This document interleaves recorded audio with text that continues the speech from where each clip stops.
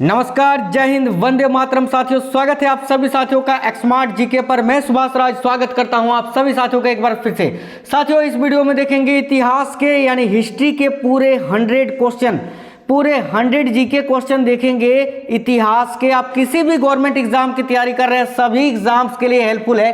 अंत तक देखिएगा, एक भी क्वेश्चन को स्किप नहीं करना है। सभी साथी फटाफट से वीडियो को लाइक जरूर कर दीजिए, अपने सभी दोस्तों के साथ शेयर कर देना।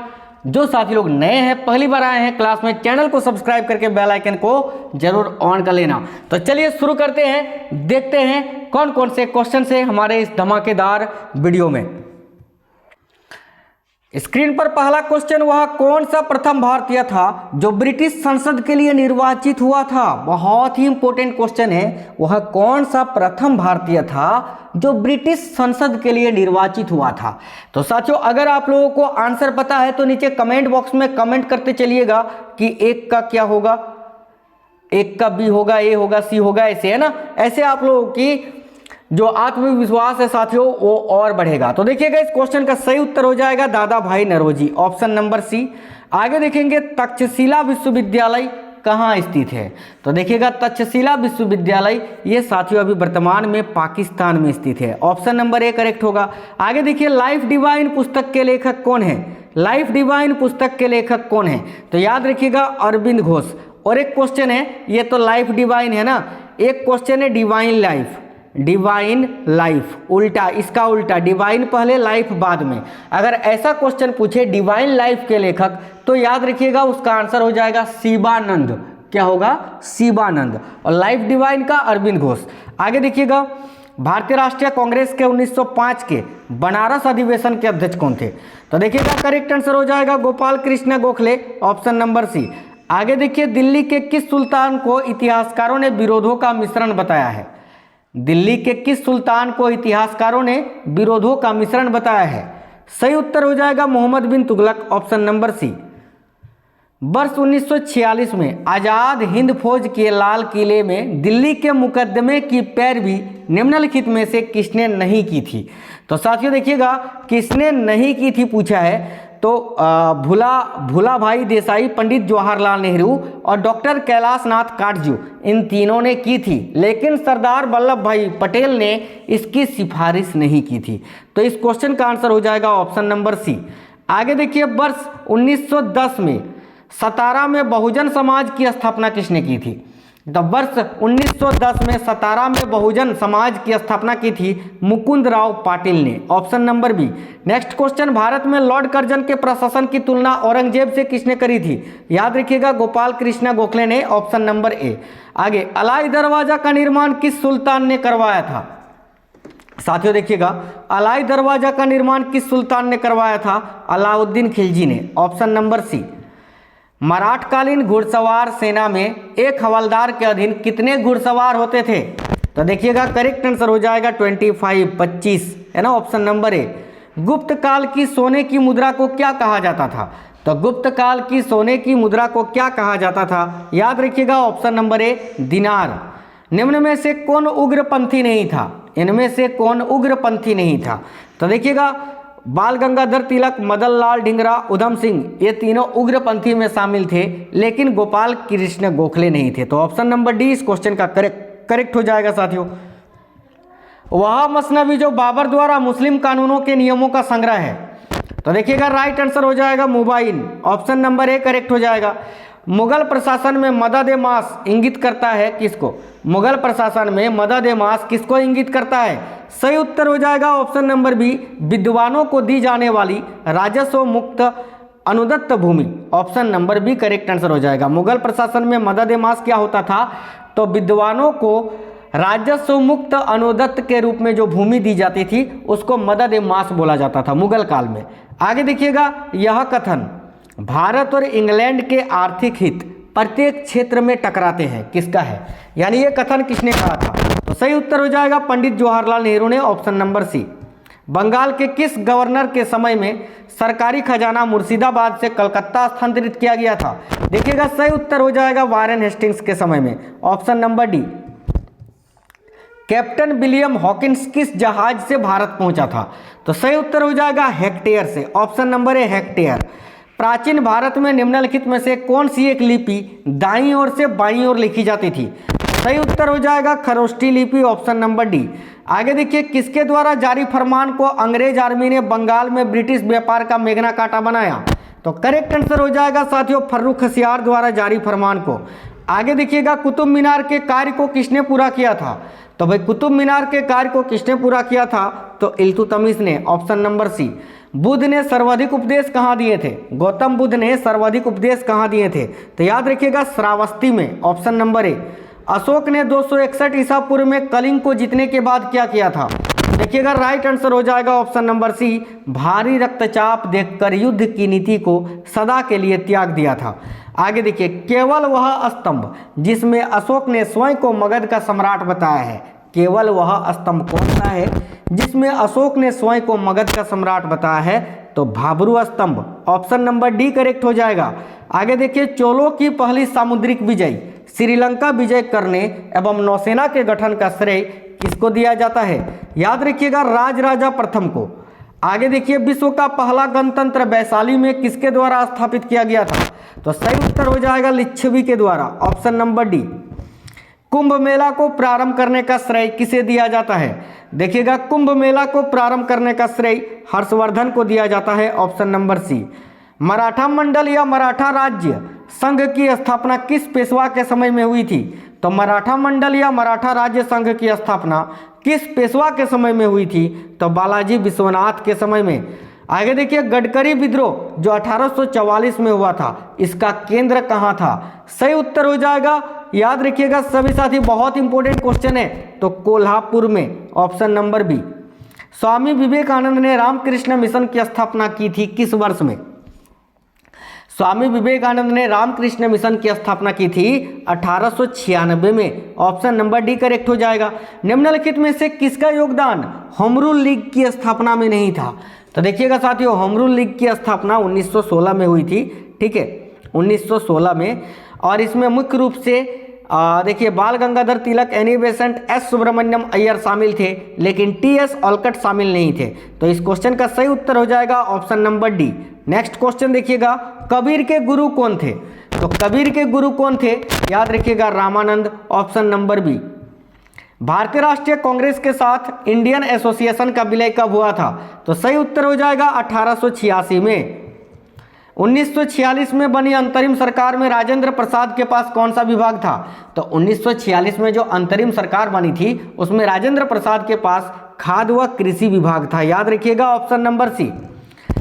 भारतीय रंगमंच में युवानिका यानी पर्दा का शुभारंभ किसने किया था? पर्दा का, तो देखिएगा पर्दा का शुभारंभ किसने किया था? यूनानियों ने, ऑप्शन नंबर सी। आगे देखिए, वर्ष 1870 ईस्वी में कलकत्ता में भारतीय सुधार संघ की स्थापना किसने की थी? तो सही उत्तर हो जाएगा केशव चंद्र सेन ने। खानदेश राज्य का संस्थापक कौन था? साथियों देखिएगा, खानदेश राज्य का संस्थापक कौन था? तो Malik Raja Faruqi, option number A. Deenbandhu के नाम से कौन विख्यात था? देखिएगा, दीनबंधु के नाम से कौन विख्यात था? करेक्ट आंसर हो जाएगा C.F. Andrews, option number D. नई फारसी काव्य शैली सबक हिंदी अथवा हिंदुस्तानी गान बाधों का सबसे श्रेष्ठ मिश्रण किसको माना गया है? देखिए, नई फारसी काव्य शैली सबक हिंदी अथवा हिंदुस्तानी गान बाधों का सबसे श्रेष्ठ मिश्रण किसको माना गया है? तो याद रखिएगा अमीर खुसरो को, ऑप्शन नंबर डी सही उत्तर हो जाएगा। आर्य शब्द का शाब्दिक अर्थ क्या होता है? तो आर्य शब्द का शाब्दिक अर्थ होता है श्रेष्ठ या कुलीन। नेक्स्ट क्वेश्चन देखिए, निम्नलिखित में से किस सुल्तान ने फलों की गुणवत्ता सुधारने हेतु उपाय किए थे? करेक्ट आंसर हो जाएगा फिरोज शाह तुगलक ने, ऑप्शन नंबर बी। जैन धर्म को अंतिम राजकीय संरक्षण किस वंश के शासकों ने दिया था? साथियों, बहुत ही इंपॉर्टेंट क्वेश्चन है, आप किसी भी गवर्नमेंट एग्जाम की तैयारी कर रहे हैं, सभी एग्जाम में हेल्पफुल होंगे ये क्वेश्चन, तो जरूर वीडियो को लाइक करिए, अपने सभी दोस्तों के साथ जरूर शेयर करिएगा। नए साथी जितने हैं चैनल जरूर सब्सक्राइब करके बेल आइकन ऑन कर लीजिएगा। करेक्ट आंसर हो जाएगा जैन धर्म को अंतिम राजकीय संरक्षण दिया था गुजरात के चालुक्यों ने, ऑप्शन नंबर सी।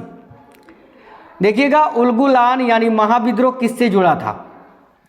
तो साथियों, उलगुलान महाविद्रोह ये बिरसा मुंडा से जुड़ा था, ऑप्शन नंबर डी। आगे देखिए, तबकात नासिरी का लेखक कौन था? तो देखिएगा, तबकात नासिरी का लेखक कौन था? मिनहाज उस सिराज, ऑप्शन नंबर सी। किस मुगल बादशाह को जिंदा पीर कहा जाता था? किस मुगल बादशाह को जिंदा पीर कहा जाता था? याद रखिएगा औरंगजेब को, ऑप्शन नंबर बी। गुप्तकालीन सिक्कों का सबसे बड़ा ढेर कहां से प्राप्त हुआ है? तो साथियों गुप्तकालीन सिक्कों का सबसे बड़ा ढेर कहां से प्राप्त हुआ है? तो बयाना भरतपुर से, ऑप्शन नंबर ए। आगे देखिए मराठा सचिवालय क्या कहलाता था? मराठा सचिवालय क्या कहलाता था? याद रखिएगा ऑप्शन नंबर ए। देखिए मराठा सचिवालय क्या कहलाता था? तो Fahd, option number A correct हो जाएगा। आगे देखिए निम्नलिखित में से कनिष्क के समकालीन कौन थे? तो भाई कनिष्क के समकालीन थे नागार्जुन, अश्वघोष और वसुमित्रा, ऑप्शन नंबर बी सही उत्तर हो जाएगा।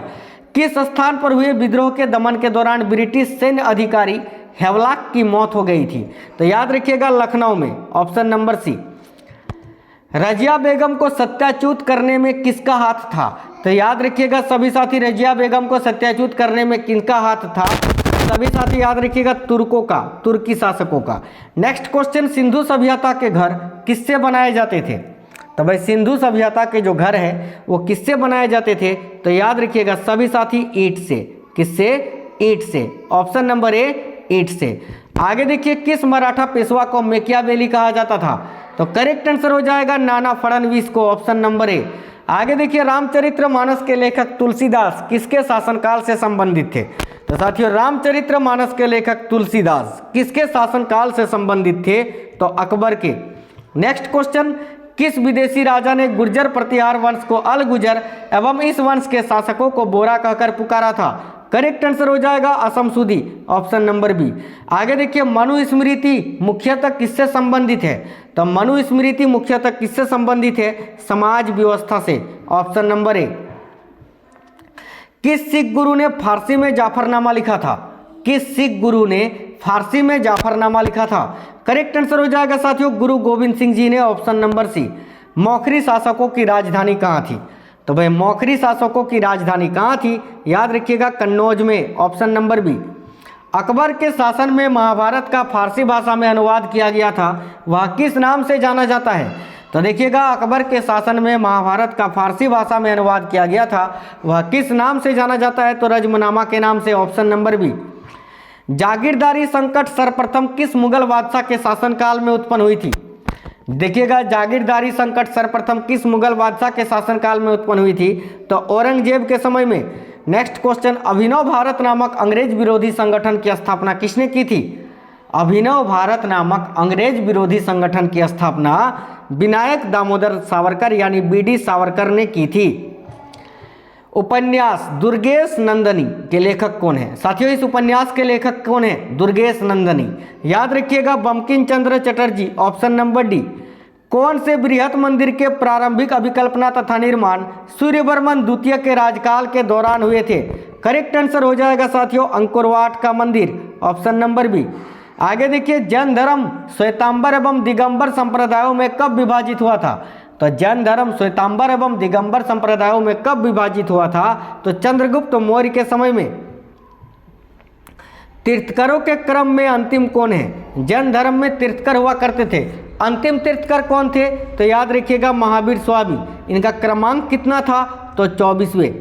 आगे देखिएगा हमीदा बानो बेगम कौन थी? तो हमीदा बानो बेगम कौन थी? याद रखिएगा अकबर की माता का नाम था। आगे देखिए होयसाल की राजधानी का क्या नाम है? तो साथियों होयसाल की राजधानी का नाम क्या है? याद रखिएगा द्वार समुद्र, ऑप्शन नंबर सी। कहाँ के शासक की उपाधि सुल्तान उस सर्क यानी पूर्व का स्वामी था? कहाँ के शासकों की उपाधि सुल्तान उस सर्क यानी पूर्व का स्वामी था? याद रखिएगा जौनपुर के, ऑप्शन नंबर ए। आगे देखिएगा अगली क्वेश्चन, किस वेद में जादुई माया और वशीकरण का वर्णन है? तो साथियों किस वेद में जादुई माया और वशीकरण का वर्णन है? करेक्ट आंसर क्या हो जाएगा? देखिएगा सभी साथी करेक्ट आंसर हो जाएगा इस क्वेश्चन के लिए अर्थववेद में, option number D. Next question देखेंगे सभी साथी, देखिएगा बौद्ध ग्रंथ पिटकों की रचना निम्नलिखित में से किस भाषा में की गई थी? तो साथियों याद रखिएगा पाली भाषा में। कुछ विद्वानों के अनुसार कवि कालिदास किसके राज कवि थे? तो साथियों याद रखना चंद्रगुप्त द्वितीय या चंद्रगुप्त विक्रमदायित्य के। निम्न राजवंशों में से किसने श्रीलंका एवं दक्षिण पूर्व एशिया को जीता था? तो सही उत्तर हो जाएगा चोलों ने, ऑप्शन नंबर सी। लाख बख्श के नाम से जाना जाने वाला भारतीय शासक कौन था? तो देखिएगा लाख बख्श के नाम से जाना जाने वाला भारतीय शासक था कुतुबुद्दीन ऐबक। राजेंद्र चोल द्वारा किए गए बंगाल अभियान के समय बंगाल का शासक कौन था? तो राजेंद्र चोल के द्वारा किए गए बंगाल अभियान के समय बंगाल का शासक था महिपाल प्रथम। मौर्य उत्तर काल में किसने भारत में हिंद यूनानी राज्य की स्थापना की थी? देखिएगा मौर्य उत्तर काल में किसने भारत में हिंद यूनानी राज्य की स्थापना की थी? तो याद रखिएगा सभी साथी डेमेट्रियस ने, ऑप्शन नंबर ए। नेक्स्ट क्वेश्चन, महाराष्ट्र के किस सुधारक को लोकहितवादी कहा जाता है? तो करेक्ट आंसर हो जाएगा गोपाल हरि देशमुख जी को। 641 ईस्वी में किसने चीन के राजा ताई सुंग के पास एक राजदूत भेजा था? साथियों याद रखिएगा हर्षवर्धन ने। देखिएगा सर्वराज्यच्छेता यानी सभी राजाओं को उखाड़ फेंकने वाला की उपाधि किसने धारण की थी? सही उत्तर हो जाएगा समुद्रगुप्त ने, ऑप्शन नंबर सी। महाविभास शास्त्र के रचयिता कौन है? बहुत ही इंपॉर्टेंट क्वेश्चन है। महाविभास शास्त्र के रचयिता कौन है? याद रखिएगा वसुमित्र। उड़ीसा नरेश प्रताप रुद्र किस वैष्णव संत का शिष्य था? तो देखिएगा उड़ीसा नरेश प्रताप रुद्र किस वैष्णव संत का शिष्य था? तो चैतन्य महाप्रभु का। आगे देखिए किस बादशाह के अंतर्गत मुगल सेना में सर्वाधिक हिंदू सेनापति थे? तो साथियों सही उत्तर हो जाएगा औरंगजेब के समय में। आगे अगली क्वेश्चन, अजय पाल संस्थापक थे किसके? अजय पाल ने इनमें से किसकी स्थापना की थी? तो याद रखिएगा अजमेर की, ऑप्शन नंबर सी। विशुद्ध गांधीवादी तरीके से लड़ा गया पहला आदिवासी अहिंसक विद्रोह कौन सा था? साथियों याद रखना टाना भगत आंदोलन। आगे देखिएगा निम्नलिखित में से किस सुल्तान ने निजामुद्दीन औलिया से भेंट करने से इनकार कर दिया था? तो देखिएगा इस क्वेश्चन का करेक्ट आंसर क्या हो जाएगा? याद रखिएगा अलाउद्दीन फिरोज खिलजी ने, ऑप्शन नंबर ए। मुगल सत्ता की पुनर्स्थापना हुमायूं ने कब की थी? तो मुगल सत्ता की पुनर्स्थापना हुमायूं ने 1555-56 में की थी। वैसे तो मुगल साम्राज्य की स्थापना 1526 में हुई थी। आगे देखेंगे अल्बुकर्क ने बीजापुर के किस सुल्तान से गोवा को छीना था? करेक्ट आंसर हो जाएगा अली आदिल शाह से। आज़ादी की पहली लड़ाई 1857 में किसने भाग नहीं लिया था? तो देखिएगा आज़ादी की पहली लड़ाई 1857 में किसने भाग नहीं लिया था? तो भगत सिंह ने, ऑप्शन नंबर डी। निम्नलिखित विद्वानों में से हड़प्पा सभ्यता का सर्वप्रथम खोजकर्ता कौन था? तो हड़प्पा सभ्यता का सर्वप्रथम खोजकर्ता दयाराम साहनी। 1921 में इन्होंने हड़प्पा सभ्यता की खोज की थी। पांडिचेरी के गवर्नर जनरल बनने के पूर्व डुप्ले कहाँ का गवर्नर नियुक्त किया गया था? याद रखिएगा साथियों चंद्रनगर का। कण्व या कानो वंश का संस्थापक कौन था? तो देखिएगा याद रखिएगा वासुदेव। आगे देखिए कवि बाण भट्ट कहाँ का निवासी था? तो कवि बाण भट्ट थानेश्वर का निवासी था, ऑप्शन नंबर बी। बुद्ध की खड़ी प्रतिमा निम्न में से किस काल में बनाई गई थी? तो बुद्ध की खड़ी प्रतिमा किस काल में बनाई गई थी? तो कुषाण काल में। हर्यक वंश के किस शासक को कुनिक कहा जाता था? हर्यक वंश के किस शासक को कुनिक कहा जाता था? याद रखिएगा अजातशत्रु को। आगे अगली क्वेश्चन, अकबर के काल में महाभारत का फारसी में अनुवाद जिसके निर्देशन में हुआ था वह कौन थे? तो याद रखिएगा फैजी, और वो रजमनामा के नाम से जाना जाता है। ऐहोल का लाड़खा मंदिर किस देवता को समर्पित है? सही उत्तर हो जाएगा सूर्य देवता को। मालती माधव के लेखक कौन थे? तो साथियों मालती माधव के लेखक कौन थे? याद रखिएगा भवभूति। गोत्र व्यवस्था प्रचलन में कब आई थी? तो साथियों गोत्र व्यवस्था कब प्रचलन में आई थी? तो उत्तर वैदिक काल में। रामचरित्र की रचना किसने की थी? तो रामचरित्र की रचना की थी संध्याकर जी ने। अगर आपसे पूछा जाता रामचरित्र मानस तो आंसर आता तुलसीदास, लेकिन यहाँ केवल रामचरित पूछा है, तो रामचरित की रचना की थी संध्याकर जी ने। शिवाजी के राजनीतिक गुरु एवं संरक्षक कौन थे? तो साथियों सही उत्तर हो जाएगा दादाजी कोंडदेव, ऑप्शन नंबर सी इस क्वेश्चन का सही उत्तर हो जाएगा। विजयनगर के किस शासक की उपाधि गजबेतकर थी? तब विजयनगर के किस शासक की उपाधि गजबेतकर थी? याद रखिएगा सभी साथी, देखिएगा करेक्ट आंसर क्या हो जाएगा? तो देवराय द्वितीय की। 1 नवंबर 1858 को महारानी विक्टोरिया का घोषणा पत्र इलाहाबाद में किसने पढ़कर सुनाया था? तो याद रखिएगा लॉर्ड कैनिंग ने, ऑप्शन नंबर बी।